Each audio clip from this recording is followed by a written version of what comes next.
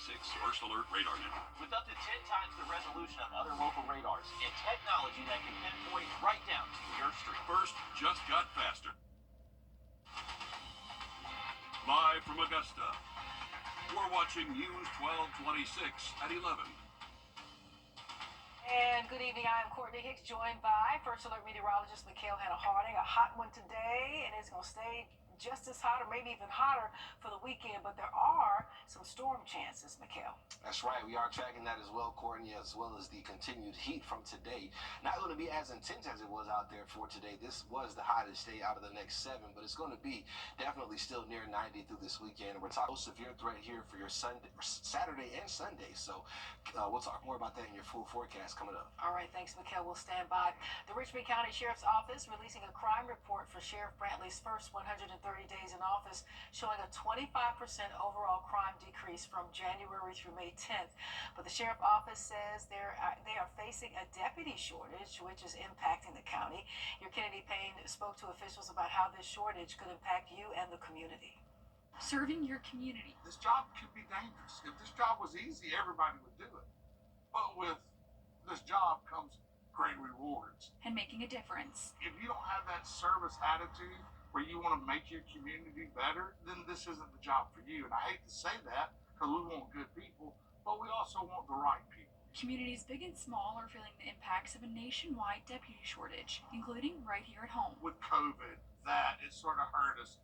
And then a lot of, I hate to say it, but the people looking for jobs today, they want to work remote. You can't be a police officer and work remote. Even while battling a shortage of deputies, the Richmond County Sheriff's Office says crime rates have gone down since last year. Lieutenant Mark Chesting says it's because of the teamwork and new strategies being implemented. Really preach the togetherness of the Sheriff's Office. There's just extreme amounts of camaraderie here. We are a family. That can make the difference in the job, is how you work with your other people. Even though they say they're in a better spot than last year, they're still looking for more hands on deck. The more people you have on the street interacting with the community, even making traffic stops, because if you catch them in the act, you actually help stop them before it even happens. So if you're looking to make a difference in your community, he says this is the place to be. I'm not trying to go out and acquire deputies from other agencies in a way that upsets them, but a lot of times, a lot of these smaller agencies, they don't have the opportunity or the job growth that we have here at the Richmond County Sheriff's Office. And if you'd like to join the Sheriff's Office, we have information on your screen. Lieutenant Chastain says he will walk you through that application process. A 16-year-old is dead after a police pursuit ended in a fiery crash in front of the Kimberly-Clark plant in Beach Island last night. This was the scene when our News 12 crew arrived. The Aiken County Sheriff's Office says a traffic stop at Sheraton Drive led to a chase. The suspect's vehicle ran a light and crashed into a SUV on Old Jackson Highway. The coroner's office says 16-year-old Jarquadius Baptiste from Elko died. He was a passenger in the suspect's car. Other passengers were injured as well. Deputies say multiple guns were found in that car. And the Richmond County Sheriff's Office looking to question 48-year-old Kelly McBurney and 34-year-old Jessica Sperling in connection to the suspicious death of 62-year-old David Grigg at a house on Harding Road that was said to be, quote, uninhabitable. McBurney and Sperling are known to hang out around the areas of Harding Road, Belfer Road, and Peach Orchard Road. Anyone with information on this case, or if you know where these ladies may be, please call the Richmond County Sheriff's Office. And former Augusta Commissioner Richard Colclaw had a good time. Oh, most definitely right there. Great time for the family. Shout out to Mayor Johnson for that. We are looking at the severe threat going up again this weekend. It's a low threat, though, and staying hot. We'll look at your forecast next. Thank you for rounding up at Parker's Kitchen to support Wounded Warrior Project. Your donation helps family support members like me receive the life-changing resources and programs we need. Thank you. First Alert Weather, where accuracy matters, keeping you alert during severe weather and helping you plan your day. We put our money where our forecast is. Each weekday, our forecasted high is within 3 degrees of the actual high. A local charity gets money in the bank. By being 100% accurate for a full month, over $1,000 went to a single charity. No other Augusta station is on your side the way we are, keeping you ready for anything and putting our accuracy to work. The First Alert Weather 3-degree guarantee, sponsored by Tub Doctor. The journey to better health by today. Back with a preview of Thunder over Evans. It happens tomorrow. This is a look at one of the displays, an aerial laser beam show. Gates open at 5 at the Evans Town Center Park for the Armed Forces Day celebration. Fireworks are expected to start right around 9:15-ish. And we heard from an event organizer who is previewing tomorrow and also talks about why this matters so much. Right at the end of the day, about 5:30, the gates open. You come in, you set up a chair, set up a blanket, find a place out in the field. We'll have tons of food vendors, so you can kind of get settled, get something to eat. You can come here leaving, being more proud of the place where you've grown up. So this is it's something we're excited about, serving the troops and making sure that they have a wonderful experience.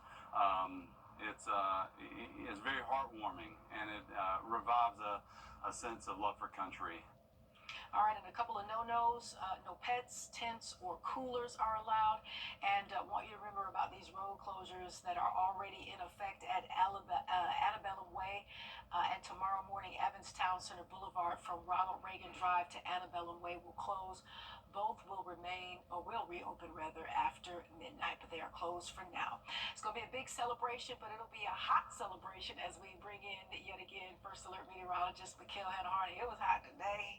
Even when the sun went down, it stayed hot. It's still hot outside right now. Yeah, it's going to be a hot weekend, that's for sure. We're taking a look at the radar network, and you can see just... Rice for that. We have breaking news. We're taking a live look at a scene of a traffic accident shutting down Sweetwater Road and Edgefield Road.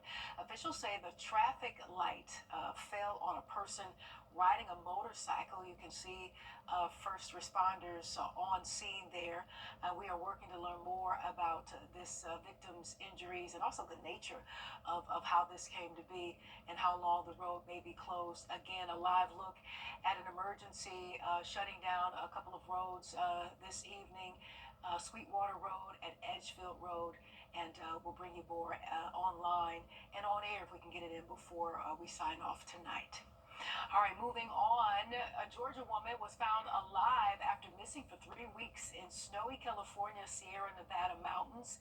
28-year-old Tiffany Slayton started hiking on Easter for what was supposed to be a 3-day trip, but she got lost and she got hit by an avalanche, causing some injuries to both of her legs. Now, she's a nutritionist and a trained archer, so she splinted one leg and then managed to walk and forage food, gather food as she went along the way. Eventually, she came across a cabin after a second snowstorm where the owner found her only after snowplows cleared the road. But when I first came across it, it was a pristine Christmas tree and a tiny house, and it had markers like Santa's sleigh. And I could not understand. I actually thought I was losing my mind at that point, that I had somehow managed to make it to the North Pole. Slayton is wearing those sunglasses that you see because the sun's reflection off the snow may have damaged her eyes. She was found just hours before her 28th birthday. Talk about a miracle. All right, as we head to break, here's a live look at Pittsburgh, where Mikhail's Steelers live. Your winning lottery numbers are here as well. I don't know about those Steelers for this upcoming season. Just worry about the Lions. Get it together. Just worry about the Lions. Detroit Lions. We'll be right back.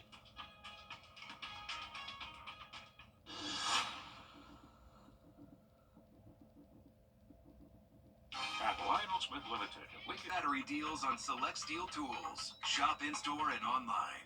For the best in unique men's sportswear, formal wear, outerwear, shoes, accessories, and more, follow Lionel Smith Limited on social media, and we'll share the very latest trends and in-store events. Lionel Smith, limited to only the finest in men's clothing. And for the first time in more than 150 years, Republicans have a super majority in the South Carolina Senate after big wins in last year's elections. But how much of a difference did it really make now that the first legislative session is over? South Carolina State House reporter Mary Green has more. For a party to have a supermajority in South Carolina's General Assembly, it must have at least 2/3 of members in a chamber. Republicans picked one up in the House of Representatives 3 years ago and have since maintained it. And this was the first year for GOP members in the Senate to work under a supermajority as well. A supermajority meant Republicans could block Democrats' filibusters in the Senate, a tactic they didn't use until the final day of the session as Democrats tried to run out the clock. Motion is to waive the 2-hour time limit. Overall, the session was marked by major legislative priorities earning bipartisan support, with the private school voucher bill really the only priority reaching the governor's desk almost entirely along party lines. Democrats say the new dynamic shifted their strategy a bit, including making sure they had members represented in committee meetings. Sometimes we only had 1 or 2 members on a committee, so we had a little bit of scheduling issues just to make sure that we had people where we were supposed to be. While the Republican leader says more members meant more personalities and styles to manage. The Senate now has 34 Republicans compared to the 12 Democrats. I don't know that the supermajority number really has an impact. I mean, that being over 31, I don't know that makes a big deal. We have a significant majority, and that certainly impacts our ability to do things and to move things around. But both parties' leaders emphasize Columbia isn't Washington, and they say relations remain cordial between them this year. We didn't win all the votes, obviously, but we had the ability to have our voices heard and have our concerns raised and to make sure that our citizens, many who live out in rural South Carolina, got their voices heard. Both leaders say the bigger change to dynamics this session was the addition of 13 new members following last November's election. It's the largest freshman class in the Senate in recent history. It's changed the personality of the body.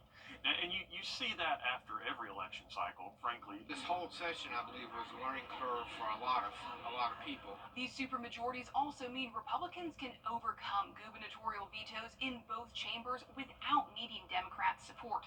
So far this year, Governor Henry McMaster has vetoed just 1 bill, but more that passed on the final day of the session haven't yet gotten to his desk.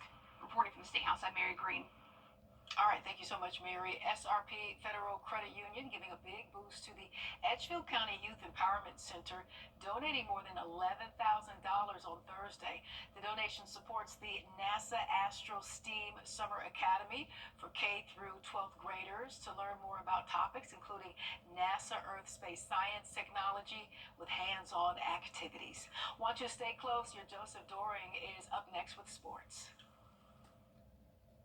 Who you trust matters. At News 1226, finding truth is our promise to you.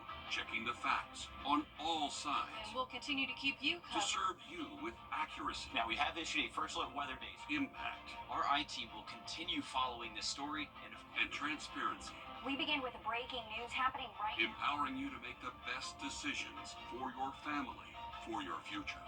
News 1226. Who you trust matters. With Life Alert, 11 minutes. For a free Life Alert brochure, call 1-800-295-1935. That's 1-800-295-1935. Call now, 1-800-295-1935.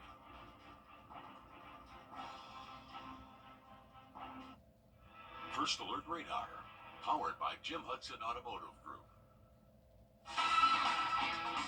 On your sideline, sponsored by Chandler Law Firm. Welcome in, everyone. We've got a lot to cover, so fasten those seatbelts because we're heading down Riverwatch Parkway to Lakeside High School. The Panthers girls tennis team is coming off of a Final Four victory Wednesday night. Saturday, they'll head to Rome to compete for the 5A GHSA state title. It was just a year ago when their girls team made their first appearance in Rome in over a decade. After failing to finish the job last year, Lakeside gets another shot this year, and they'll face Milton High School for all the marbles. Staying with Lakeside because they have another team heading to state. The boys golf team already has 5 state titles. This coming week, they're looking to make it 6. Your News 12 sports director, Alyssa Lyons, has more. I kind of just joke with it that I'm more of a manager than a coach. Seems to be working out pretty well. I don't want to sound cocky or anything, but we can all play golf. The leaderboard usually does the talking for them. 3 straight area championships, the last by 24 shots. Having a mentality of like you can't or you have a target on your back, it's just like I feel like that puts more nerves on you. You don't really want that. You want to be as calm as you can and just have a mentality of like going out there and just doing your best. You don't want to get in your head or get over your head too much. You really just want to keep to your practice. Well, there's that, and trying to have fun. Have fun. They have fun with each other. You can't go digging for that in the golf bag, but you'll find it there anyways. They enjoy being around each other. A lot of times that doesn't happen with a team, and these guys actually enjoy each other's company. It's just easy. There's no other word for it. They're now days away from accomplishing what hasn't been done in almost 2 decades. A repeat title for the first time since 2006 and 2007. It's very important to us. I think I know all these guys want to win and leave their mark in Columbia County. They're proud of the area tournament, but honestly, that's not our goal. Our goal is the state championship. And we'll hold them to it. Alyssa Lyons on your side. Greenbrier's girls team will also be well represented at state after finishing runner-up last year to McIntosh. The Pack are seeking the program's second ever state title. Now up to I-20 into Columbia we go. The NCAA softball regionals got started Friday afternoon. South Carolina hosting Elon in Game 1. The Gamecocks trailing 1-0 in the first. Not a problem for Lexi Winters, who got the Gamecocks in the lead. Carolina would go on to add 2 more runs in the third inning, and they win their NCAA opener 5-2 over Elon. They'll face North Florida in Game 2 Saturday at 1 o'clock. And here's a look at some other scores for you. Georgia getting it done on Friday against Coastal Carolina. The Dogs will face Duke Saturday afternoon in Durham. Georgia Tech not as fortunate as some of our other schools. The Yellow Jackets fall by 1 to Florida Atlantic. They'll face Mercer in Game 2 Saturday at 2:30. And finishing out with some great news here, the Atlanta Braves have finally gotten over 500 for the first time this entire season. A gutsy performance by Chris Sale lifts the Braves to a 4-2 victory over the Boston Red Sox. This is, like I said, the first time that the Braves have had a winning record the whole season, so there is something to celebrate tonight. Time and Temp, brought to you by your First Alert weather team. I'm attorney George Sink. And before we wrap up tonight, we want to give a good Godspeed to 2 of our guys behind the scenes, our technical media producers, Ryan Conwell and Brayshawn Glover, are moving on. And this is their last night with us. So they're the guys in the gray and then the brown with the dreads. Yes. For the past 3 to 5 years, Ryan and Glove have been instrumental with bringing you various newscasts across 12 and 26, along with a myriad of programming specials. Nothing but the best at the next level. You will be missed, and a big old thank you. That's huge thank you right there. Yeah, it's the people behind the scenes often are not talked about, but there would be no newscast without them. That's true. And they help to keep us on the rails and literally direct the show. Make sure we stay on time. But except for Ryan. Ryan and Glover, yeah, wishing y'all the best. I'm staying out of that, but definitely wishing y'all the best. It's all about leveling up in this industry, and that's what they're doing. Yeah, we always fun and joke each other off camera. Right. But yeah, thanks for taking care of us. Mainly her. Making us look good. I know y'all. It's her. And keeping us together. We'll definitely miss you guys. Yeah, that's right. Watch some storm. We will miss you guys for sure. Watching storm chances this weekend. Just stay weather aware. Stay hydrated. All right. Thanks so much for joining us. Have a good weekend. Stay cool. We'll see you back here soon. Bye now. Bye, Ryan. Bye, Glove.